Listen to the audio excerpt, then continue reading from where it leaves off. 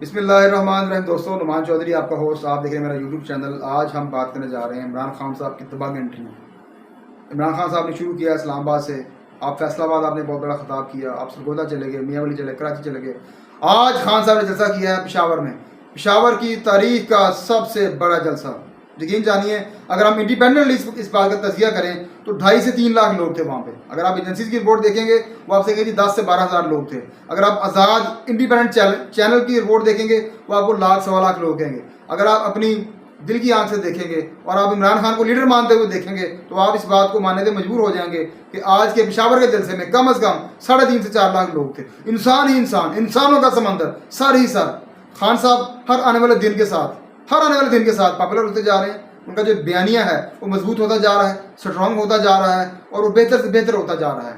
ابھی خان صاحب کے جلسے باقی ہیں دوستوں، آپ دیکھیں گے آنے والے دنوں میں جو جلسے، اب خان صاحب کا گجرا والا جلسہ ہو رہا ہے، اس کے بعد خان صاحب نے لاہور میں ایک اور بڑا جلسہ کرنے کا اعلان کیا ہوا ہے۔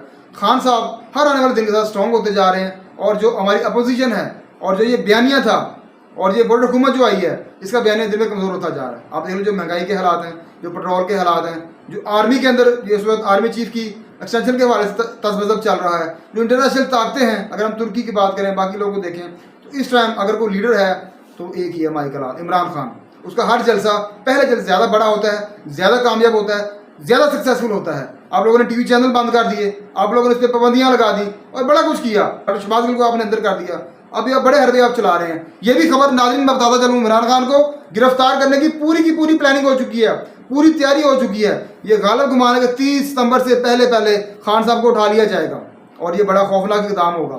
یقین جانیے، عمران خان حکومت میں تھا تو وہ خطرناک تھا ہی تھا، حکومت میں نکلنے کے بعد وہ زیادہ خطرناک ہو چکا ہے۔ اور جس دن آپ نے یہ فیصلہ کیا کہ ہم نے اس کو اٹھانا ہے، خدا کی قسم میں آپ کو پوری ذمہ داری کے ساتھ بتا رہا ہوں، یہ پاکستان کے ساتھ غداری ہوگی، یہ بہت بڑا ظالمانہ فیصلہ ہوگا۔ اس دن عوام سڑکوں پہ نکل آئے گی اور دمادم مست کلندر ہوگی۔ اس لیے میں بتا دینا چاہتا ہوں، ایسے اقدام سے خدا را باز رہیں، پاکستان کو چلنے دیں، معیشت کو چلنے دیں، الیکشن کی طرف جائیں، چیزوں کو آہستہ آہستہ بہتر کریں۔ اللہ تعالیٰ میرا آپ کا حامی و ناصر ہو۔ پاکستان زندہ باد۔